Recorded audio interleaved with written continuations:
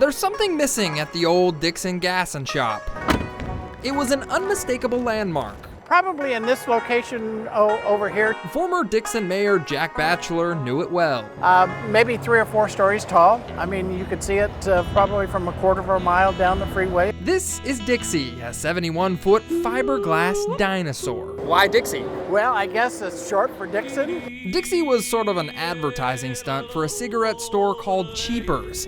The 14,000-pound dinosaur was flown by helicopter and placed along I-80 in Dixon. It didn't meet county regulations in terms of signage and codes. The county of Solano didn't like the prehistoric marketing stunt. The 5-story dino wasn't permitted, and zoning officials debated over the fiberglass statue for years, until one day, Dixie disappeared. Yeah, as dinosaurs do. You know, they came in and then it became extinct in Dixon.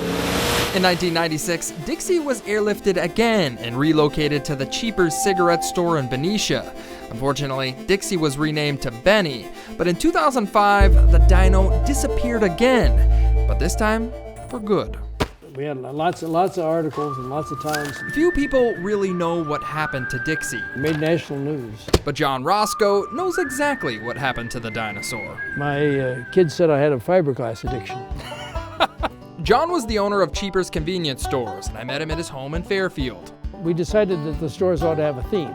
You won't find a Cheapers store today, and I'll tell you about that in a moment. But if you go down to the Power Mart in Lathrop, you can see what one used to look like. You can't miss it. It's the one with the giant UFO on the roof. We've done foolish things before. Dixie was by far John's favorite fiberglass sculpture. There it is. But these days, it's pretty hard to see. This is going to be the head. Dixie is in 5 pieces, laying on John's property overlooking Solano County and I-80, where she used to stand. We trucked it here, and it's been here ever since. The reason Dixie ended up here is a little complex. You see, a while back, John ran into some trouble with federal prosecutors. In 2011, he pled guilty to making false statements to a bank.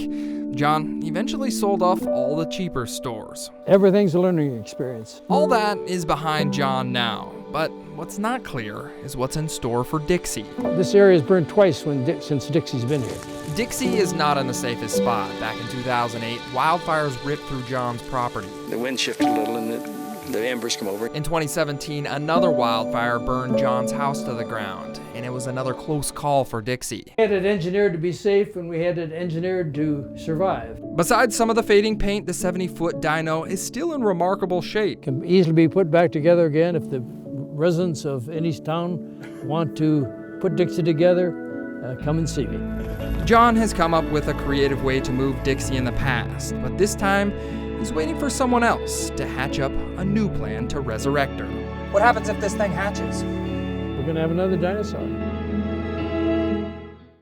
Hey, thanks for watching, and check out more videos just like this. Also, write in the comments what other stories I should be checking out. Yeah, you can click right here. Yeah, these videos right here are real good, promise. Not really going anywhere, click it.